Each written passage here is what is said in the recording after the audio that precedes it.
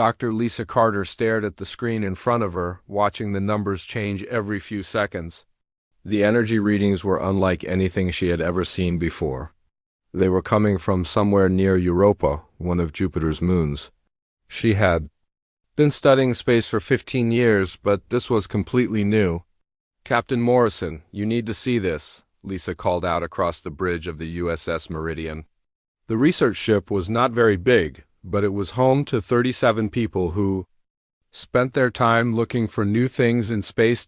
Jake Morrison walked over to Lisa's station. He was a tall man with gray hair and kind eyes. He had been commanding spaceships for 20 years, but he had never seen his science officer look so excited and worried at the same time. "What do you have for me, Doc?" Jake asked, looking at the strange patterns on the screen. Lisa pointed to the readings. "These energy signatures don't match anything in our database. They're too organized to be natural, but they're too complex to be from any technology we know about. And they're getting stronger." Tony Martinez, the ship's security chief, joined them. He was a short, strong man who always seemed ready for trouble. "How strong are we talking about here?" he asked. Before Lisa could answer, the lights on the bridge flickered. Amy Brooks, who handled communications, looked up from her station with wide eyes. "Captain, I'm getting interference on all channels. Something big is affecting our systems." Jake felt a cold feeling in his stomach. In space, when things went wrong, they usually went very wrong very fast. "All stop," he ordered. "Full scan of the area." The crew worked quickly, but their instruments were acting strange. The energy readings were now so strong that some of their equipment was shutting down to protect itself. Lisa watched her screens with growing amazement and fear. "Captain," she said quietly, "I think we're about to meet someone new." The space around them began to change. What had been empty black space started to shimmer like water. The stars seemed to bend and twist. Then, slowly, something appeared. It was huge. The alien ship was at least 10 times bigger than the Meridian. It was made of what looked like crystal and metal mixed together, and it glowed with a soft blue light. Strange symbols moved across its surface like living things. "Holy ... Tony started to say, but stopped himself. Amy's hands shook as she tried to work her controls. "Captain, all our systems they're not responding properly. It's like something is talking to them, but not through our communication channels." Jake had trained for this moment his whole life, but now that it was happening, he felt very small. Red alert. "All hands to stations. Amy, try to send a standard first contact message." "I'm trying, sir, but our communications are ... Amy stopped talking and stared at her screen. "Captain, I'm getting a message, but it's not coming through our radio. It's coming through our computer systems directly." The message appeared on every screen on the bridge at the same time. The words were in perfect English. "Greetings, primitive ones. We are the Vextai. We come in peace to study your kind. Prepare for contact." Lisa felt her heart beating fast. This was it. Humanity's first contact with aliens. After all the years of wondering if we were alone, the answer was here. The alien ship moved closer without making any sound. As it did, the crew could see that it was even more beautiful and strange than they had first thought.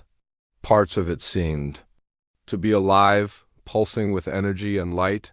Then something happened that none of them expected. The air in front of the main screen began to glow, and 3 figures appeared as if they were made of light itself. The aliens were tall and thin, about 8 feet high. Their bodies seemed to be made of the same crystal material as their ship, but they moved like living things. Their faces were long and narrow, with large eyes that glowed with the same blue light as their ship. They had no hair, but strange patterns moved across their skin like tattoos that were alive. The one in the middle stepped forward. When it spoke, the words appeared in everyone's mind rather than coming through their ears. "I am Zethver, speaker for the Vextai. We have traveled among the stars for many thousands of your years, studying the young races that struggle to understand the universe. You humans are ... interesting." Jake found his voice. "I'm Captain Jake Morrison of the Earthship Meridian. We welcome you in peace." The alien's large eyes seemed to study each person on the bridge. "Yes, we know of your Desire for peace. We have been watching your species for some time. You are different from most young races, more ... complex. Lisa stepped forward. She couldn't help herself. This was the greatest moment in human history. We're honored to meet you. We've dreamed of this day for so long. What can you tell us about the galaxy? Are there many other species out there? Zethvar's head tilted in what might have been amusement. Many species, yes. Most follow predictable patterns. They develop technology, explore their local area, and eventually learn to live in harmony with the universe. But you humans, you are unusual. Tony kept his hand near his weapon, but he knew it would be useless against beings this advanced. Unusual how? You think differently than most species. Your minds work in ways that are hard to understand. We would like to study one of you more closely. A simple scan of your consciousness. It is harmless and would help us understand your kind better. Jake felt every protective instinct he had wake up. What exactly does this scan involve? We would look into the mind of one of your people. See how you think, how you remember, how you dream. We have done this with thousands of species. It causes no harm and teaches us much. The bridge was quiet for a long moment. Lisa looked at the alien beings with wonder and excitement. This was a chance to learn about the universe, to make contact with a civilization that had seen the stars for thousands of years. I'll do it, she said. Lisa, no, Jake said quickly. We don't know what this involves. What if something goes wrong? But Lisa was already moving toward the aliens.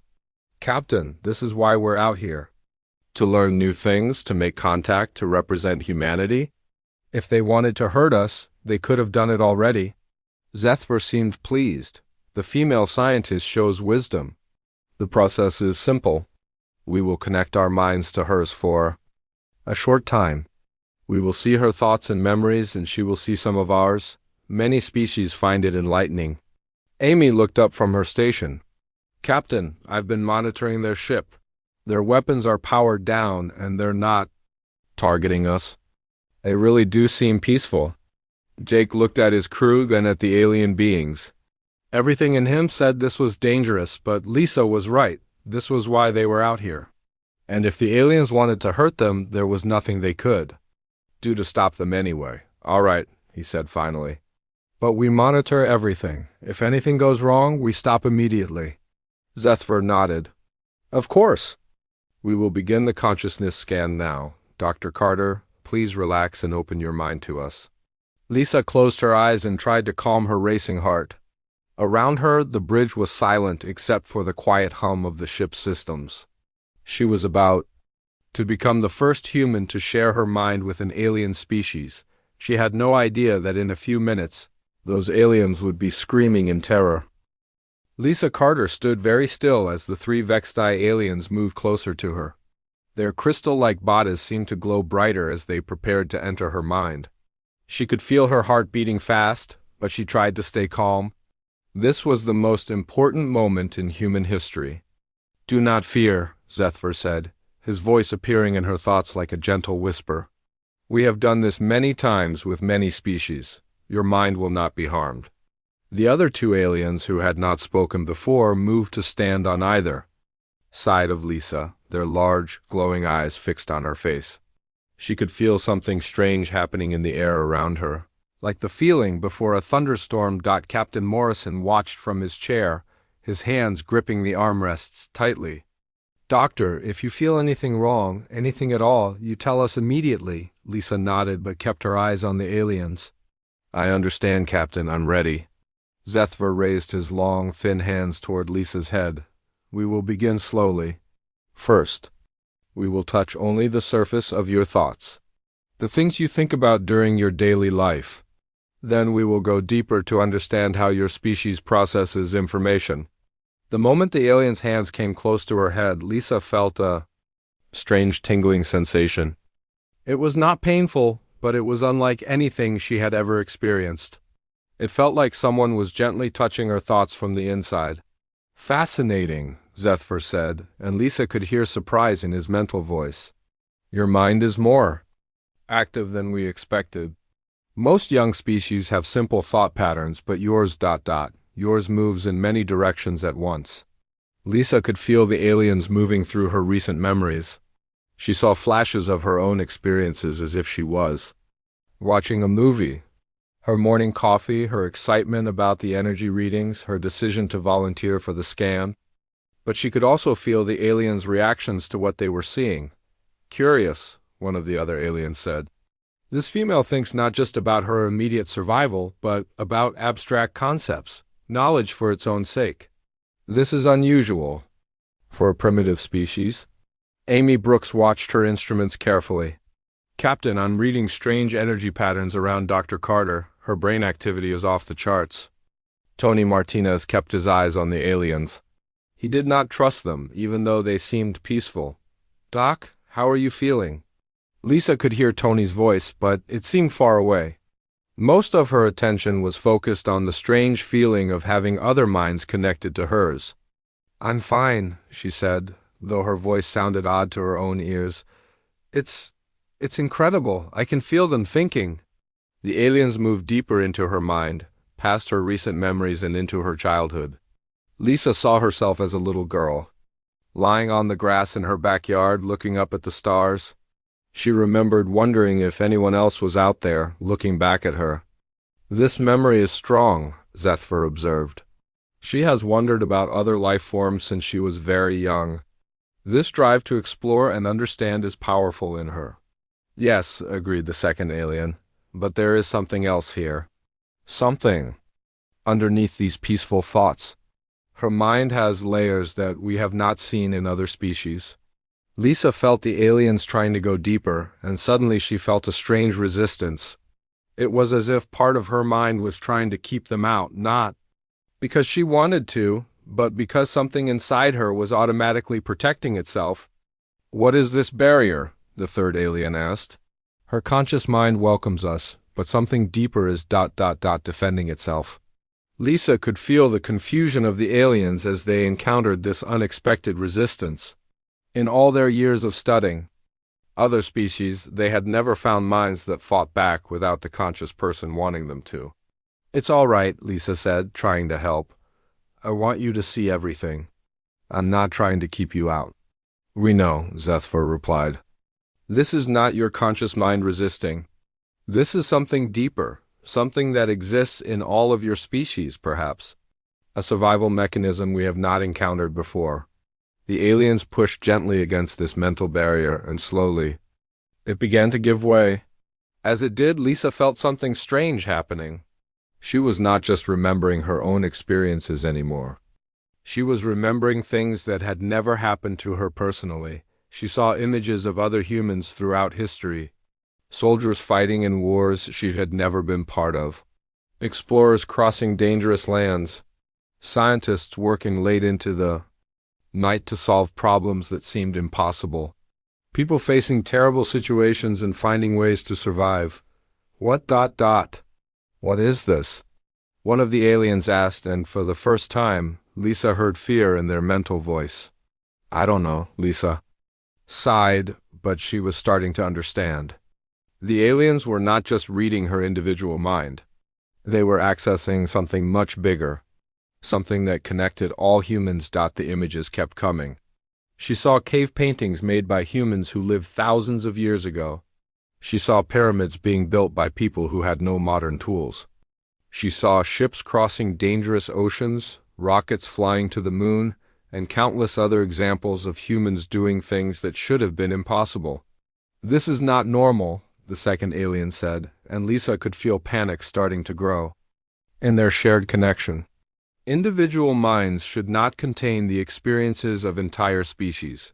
What kind of beings are you? Captain Morrison stood up from his chair. The aliens were beginning to glow more brightly, and their movements were becoming more agitated. Doctor, what's happening?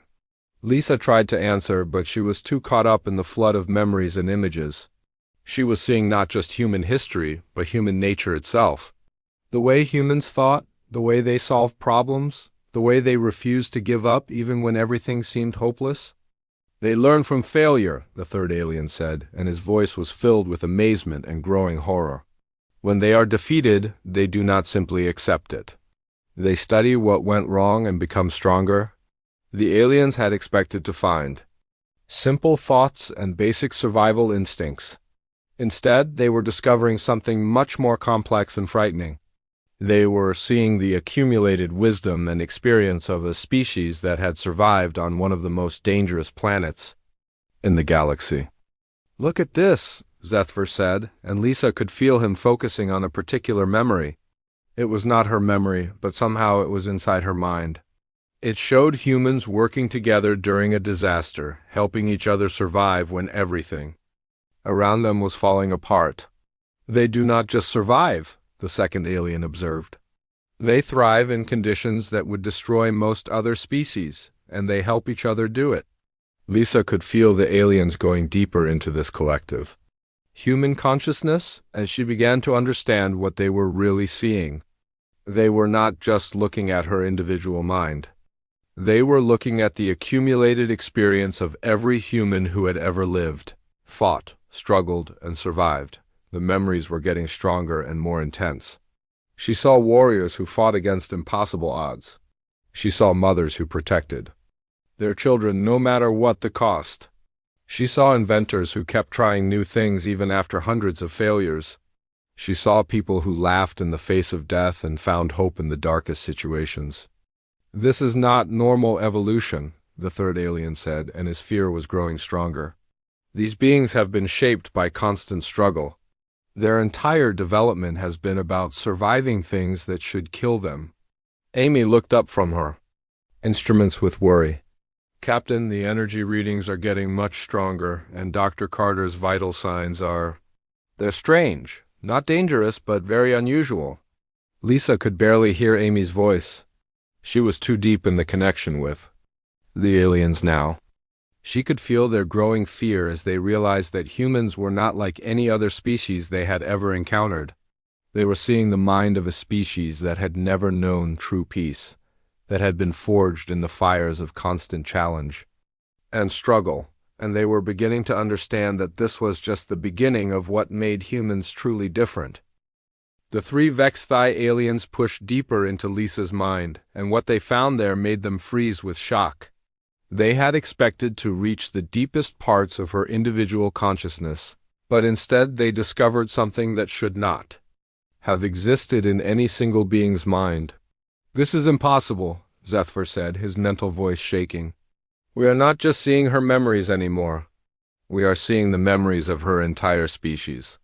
Lisa could feel the aliens' confusion and growing fear, but she was caught up in the flood of human experiences flowing through her mind.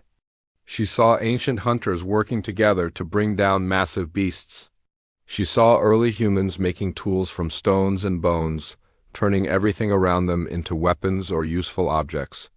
"They are tool makers," the second alien observed, but his voice carried a note of worry. "But not just simple tools. They make tools to make better tools. They make tools to kill, tools to build, tools to survive in any situation." The memories kept coming, faster now. Lisa saw humans in different time periods, all facing impossible challenges and finding ways to overcome them. She saw people building cities in harsh deserts, growing food in frozen lands, and creating art even in the middle of wars. "Look at this," the third alien said, focusing on a series of memories about human warfare. "They do not just fight for food or territory like other species. They fight for ideas, abstract concepts that exist only in their minds." Lisa saw armies of humans marching into battle, not just to survive, but to protect their families, their beliefs, their way of life. She saw soldiers like Danny Price, who had thrown himself on a grenade to save his friends. She saw nurses like Katie Walsh, who had run into burning buildings to help wounded people. "They sacrificed themselves for others," Zethver said, and Lisa could feel his amazement. "Not just for their offspring, but for complete strangers. They choose to die so others can live." The aliens had studied thousands of species across the galaxy, but they had never encountered anything like this. Most creatures fought only when they had to, and only for their own survival or the survival of their immediate family. But humans seemed to fight for much bigger reasons. "This is not normal behavior," the second alien said. Most species avoid conflict when possible. These beings seem to embrace it. Lisa saw more memories flowing through her mind. She saw humans during the great wars of the 20th century, working together to defeat enemies that threatened their entire way of life. She saw people who had lost everything but kept fighting anyway. She saw humans who had been captured and tortured but refused to give up information that would harm their friends. They do not break, the third alien observed with growing horror. Other species, when faced with certain death, will surrender or flee. These beings seem to become more dangerous when they are desperate. The aliens were beginning to understand something terrible about humanity. They were seeing that humans had not just survived on their dangerous planet, they had thrived because of the danger. Every challenge had made them stronger, smarter, more creative in their solutions. Look at their problem-solving methods, Zethver said, and Lisa could feel his fear growing. They do not just find one solution to a problem. They find multiple solutions. They plan for things to go wrong. Lisa saw human engineers designing systems with backup plans and backup plans for the backup plans. She saw military strategists who prepared for every possible outcome of a battle. She saw scientists who tested their theories in every way they could think of, trying to prove themselves wrong before others could. They think like predators, the second alien said, and his mental voice was filled with terror. Not just simple predators who hunt for food, but intelligent predators who plan and coordinate and adapt.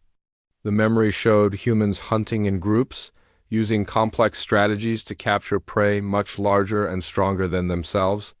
But more frightening to the aliens was seeing how humans had turned these same hunting skills towards solving other problems. They apply warfare thinking to everything, the third alien observed. Building cities, growing food, exploring space, even their entertainment. Everything is approached like a battle to be won. Lisa saw human sports where teams of people competed with the same intensity as warriors in battle. She saw human businesses, where companies fought for customers and market share with strategies that would have impressed ancient generals. She saw human scientists who attacked unsolved problems like armies attacking fortified positions. This is what we feared, Zethver said, and now Lisa could feel real panic in his thoughts. We have found a species that has turned struggle into strength. They do not just survive challenges, they seek them out. The aliens were seeing memories of human explorers who had deliberately gone to the most dangerous places on Earth just to see what was there. They saw humans who had climbed the highest mountains, crossed the deepest oceans, and explored the coldest lands, not because they had to, but because they wanted to. They find joy in overcoming impossible odds, the second alien said. This is not normal. Most species avoid danger and seek comfort. These beings seem to become bored without challenges. Lisa felt the aliens probing deeper, trying to understand the source of this strange human behavior. What they found made them even more frightened. They discovered that human brains were wired differently than other species. Humans, actually, produced chemicals that made them feel good when they solved difficult problems or overcame dangerous situations. They are addicted to challenge, the third alien said. Their brains reward them for seeking out difficult situations. They have evolved to enjoy the very things that would terrify other species. The memories continued to flow. Lisa saw humans throughout history who had faced extinction-level events and had somehow found ways to survive. She saw people who had lived through plagues, natural disasters, and wars that had destroyed entire civilizations, yet they had rebuilt and become stronger. Look at this pattern, Zethver said, and Lisa could feel him focusing on the way humans responded to defeat. When they fail, they do not just try again. They analyze what went wrong, they learn from it, and they come back with better strategies. The aliens saw human armies that had been defeated in battle, only to return years later with new tactics and better weapons. They saw human scientists whose experiments had failed hundreds of times, but who had used each failure to learn something new. They saw human explorers who had been forced to turn back from their goals, but who had used the experience to plan better expeditions. They are learning machines, the second alien said. Every failure makes them more dangerous. Every defeat teaches them something new. The most terrifying realization was yet to come. The aliens began to understand that what they were seeing was not just human history, but human potential. They were seeing a species that had barely begun to explore the galaxy, but which had already shown the ability to turn any situation to their advantage. They are still young, the third alien said, and his fear was now overwhelming. They have not yet reached their full potential. If they continued to develop at this rate, Lisa could feel the aliens trying to pull back from her mind, but something was preventing them. It was as if her consciousness was holding on to them, showing them more and more of what humanity really was. They saw humans who had faced impossible situations and had found ways to not just survive, but to thrive. "We cannot withdraw," Zethver said, and for the first time, Lisa heard true terror in his mental voice. "Her mind is not letting us go. It is forcing us to see everything." The aliens were beginning to realize that they had made a terrible mistake. They had expected to find the simple thoughts of a primitive species, but instead they had discovered something that challenged everything they thought they knew about life in the galaxy. They were seeing the mind of a species that had never learned to give up, that had turned every weakness into a strength, and that found hope in the darkest situations. They were seeing humanity's true nature, and it scared them more than anything they had ever encountered. The three Vexthi aliens found themselves pulled deeper into Lisa's consciousness, and what they discovered there broke something inside their minds. They were no longer just seeing human memories or human history. They were experiencing what it felt like to be human, and the sensation was driving them toward madness. "We must escape," Zethver said, but his mental voice was weak and shaking. "This is too much. We cannot process what we are seeing," but Lisa's mind held them like a trap. Not because she wanted to hurt them, but because her human consciousness was doing what human consciousness always did when threatened. It was showing them everything, overwhelming them with the full weight of human experience. "I can see their evolution," the second alien said, his thoughts filled with horror. They came from a world where everything tried to kill them. The weather, the animals, the diseases, even the plants were dangerous. And instead of becoming weak and afraid, they became stronger. Lisa felt the aliens experiencing her planet through human eyes. They saw Earth not as a beautiful blue world, but as a death trap where everything was trying to survive in impossible conditions. They saw volcanoes that could destroy entire continents, storms that could level cities, and ice ages that had forced humans to adapt or die. Their planet made them into weapons, the third alien said, and his fear was so strong that Lisa could feel it affecting her own emotions. Every generation that survived was stronger than the last. They have been refined by millions of years of constant danger. The aliens were beginning to understand that Dr. Lisa Carter, this peaceful scientist who had volunteered to help them, carried within her mind a complete survival knowledge of the most dangerous species they had ever encountered. She was not just an individual human. She was a repository of every trick, every strategy, every lesson learned by humans throughout their entire history. "Look at how they think about problems," Zethver said, and Lisa could feel him focusing on her approach to scientific research. "She does not just try to understand something. She tries to understand how it could be used, how it could be improved, how it could be weaponized." The aliens saw Lisa's memories of studying alien technology, but they also saw how her mind automatically analyzed everything for potential military applications. Not because she was a warrior, but because thinking like a warrior was built into every human brain. "They cannot help themselves," the second alien observed. "Even their most peaceful individuals think like generals planning for war. They see resources, advantages, weaknesses, and opportunities in everything." Lisa felt the aliens experiencing her memories of childhood games, and they were horrified to discover that even human children played games that taught them strategy, competition, and how to overcome obstacles. They saw kids playing hide and seek, learning to hunt and avoid being hunted. They saw children building forts and having mock battles, practicing for conflicts they might face as adults. Their young train for warfare through play, the third alien said. They enjoy it. They compete with each other to become better at it.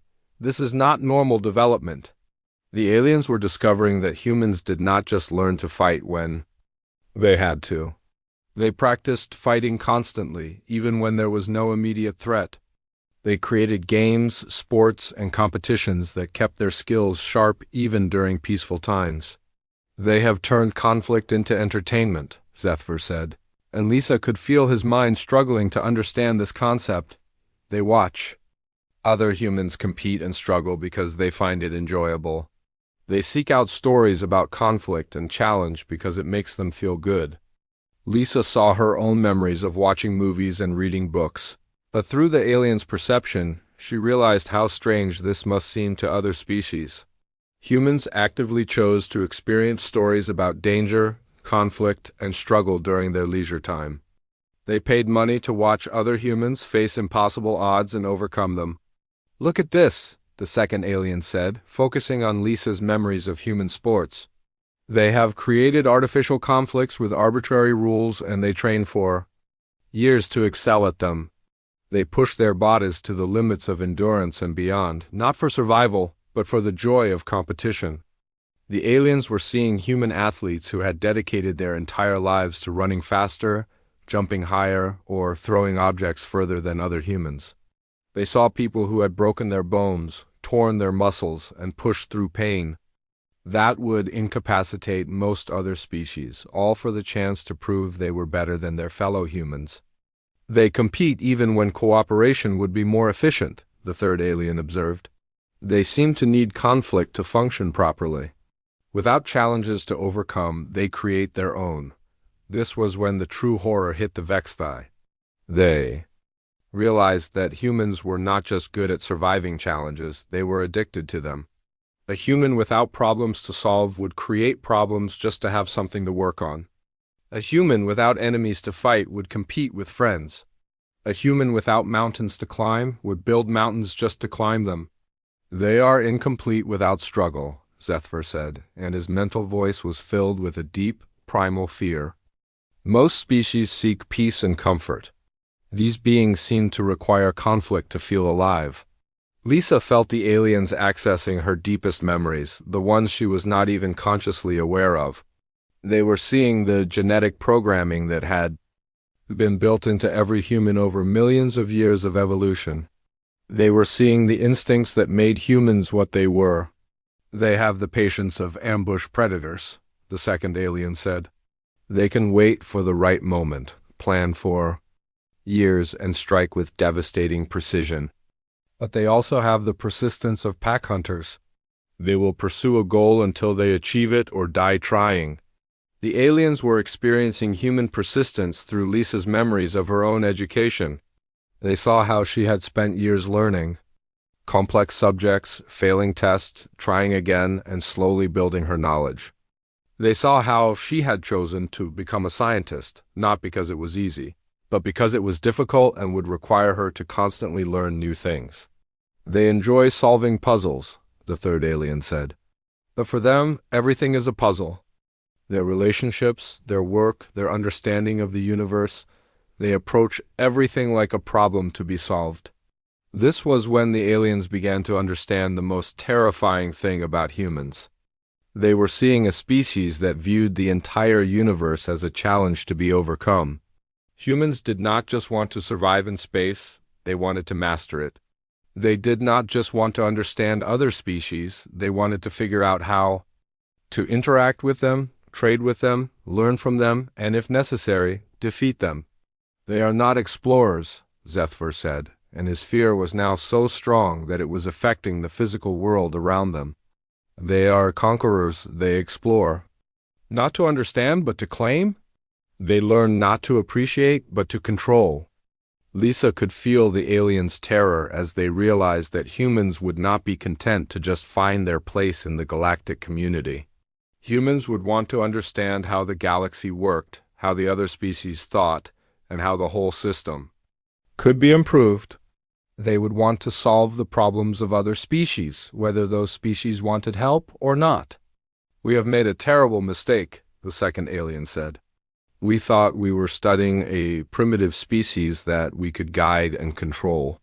Instead, we have found a species that will study us, learn from us, and eventually surpass us."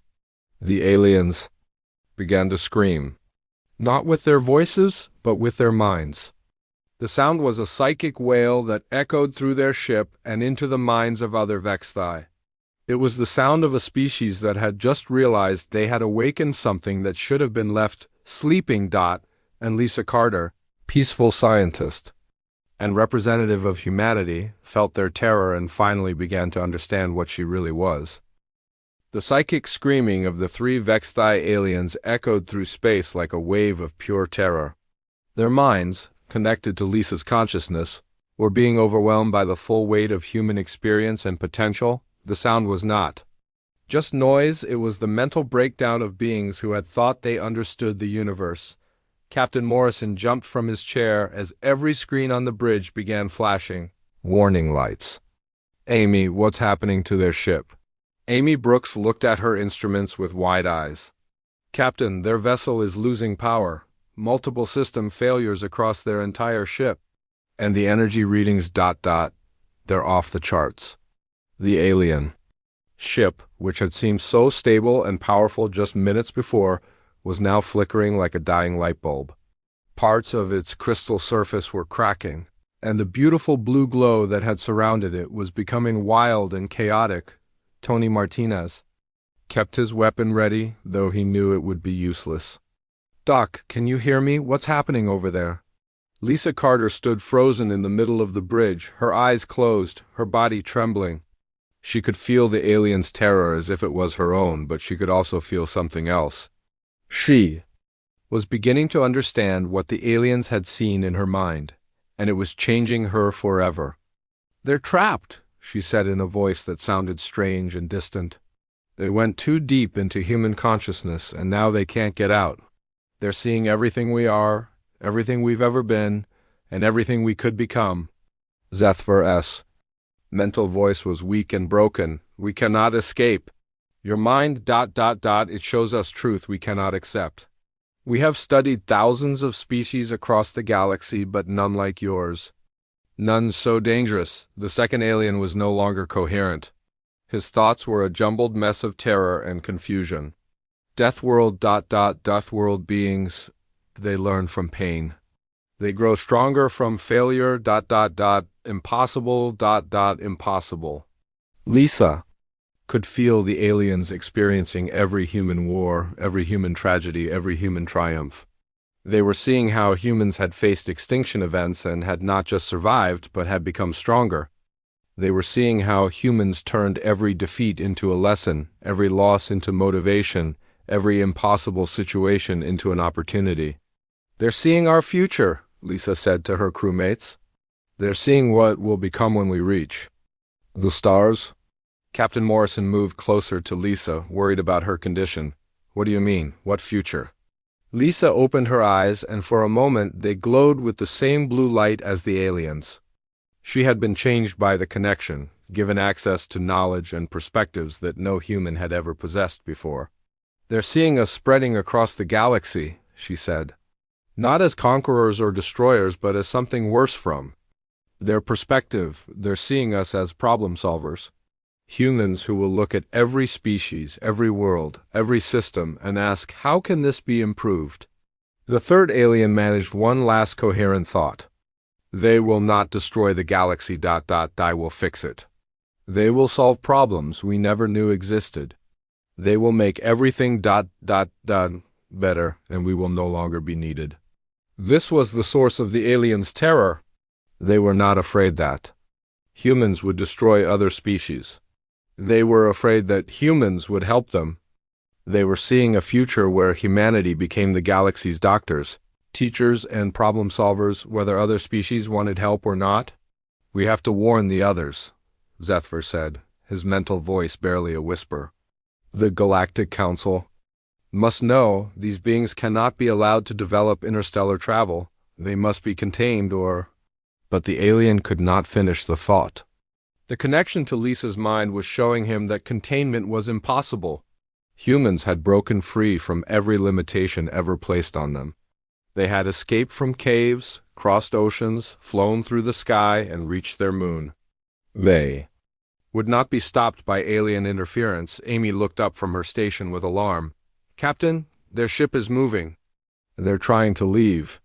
The alien vessel was indeed pulling away from the meridian, but its movements were erratic and desperate. Systems were failing all across the ship as the crew struggled to deal with the psychic shock that their scouts had transmitted to them. "Let me go," Lisa said suddenly. "I need to break the connection before I damage them permanently." But it was too late for that. The mental link between Lisa and the aliens had been too deep, too complete. The Vexthi had not just read her mind. They had experienced being human. And that experience was something their minds were not equipped to handle. We cannot process this information," Zethver said. "Your species thinks in ways that are alien to us. You find hope where we see only despair. You find opportunity. Where we see only danger, you find joy in struggle itself." Lisa felt the aliens finally managing to pull back from her consciousness, but the damage was done. They had seen too much, understood too much about what humanity really was. "Remember us?" the second alien said, his thoughts clearer now, but filled with a deep sadness. "When your species reaches the stars, remember that we tried to understand you. We meant no harm." "I'll remember," Lisa promised. The connection finally broke, and Lisa collapsed to her knees. The absence of the alien minds in her consciousness left her feeling strangely empty, but also more aware of her own humanity than she had ever been before. The alien ship continued to retreat, but not before sending one final message that appeared on every screen on the bridge. "Warning: Deathworld species discovered in Sol system. Extreme caution advised. Recommend monitoring but no direct contact. These beings must not be underestimated." Captain Morrison helped Lisa to her feet. "Duha. Are you all right? What did they show you?" Lisa looked around at her crewmates, seeing them with new eyes. She could see the strength in Tony's protective stance, the curiosity in Amy's expression, the leadership in Jake's concern for his crew. She could see the human spirit that had so terrified the aliens. "They showed me us," she said. "They showed me what we look like to the rest of the galaxy. We're not just another species, Jake. We're something new. Something that's never existed before." Tony frowned. "What do you mean?" Lisa walked to the main screen and looked out at the stars.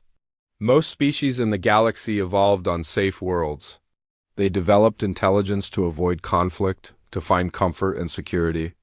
But we evolved on Earth, where everything was trying to kill us. We developed intelligence to fight back, to overcome, to never give up. Amy was beginning to understand. "So we think differently than other species." "More than that," Lisa said. "We are different. The aliens have been traveling the galaxy for thousands of years, studying species, helping them develop. But they've never found anyone like us. They've never found a species that looks at impossible problems and sees puzzles to be solved." Captain Morrison considered this. "And that scares them." Lisa nodded. "It terrifies them. They're seeing a future where humans spread across the galaxy not as conquerors but as helpers, where we look at every struggling species and say, we can fix this, where we solve problems that other species have accepted as unsolvable." The alien ship was now just a distant point of light, fleeing toward the outer system. But Lisa knew they would not forget what they had learned here. The word would spread across the galaxy that humanity was coming, and that nothing would ever be the same. "What happens now?" Tony asked. Lisa smiled, and for the first time since the connection had ended, she felt truly human again. "Now we go home. We prepare our people for what's coming. And we get ready to show the galaxy what humans can really do." As the meridian turned toward Earth, Lisa looked out at the stars and knew that humanity's greatest adventure was just beginning. The aliens had tried to read her mind and had discovered something that would change the galaxy forever. They had discovered that humans were not just another species trying to survive in space. They had discovered that humans were the universe's solution to problems it did not even know it had.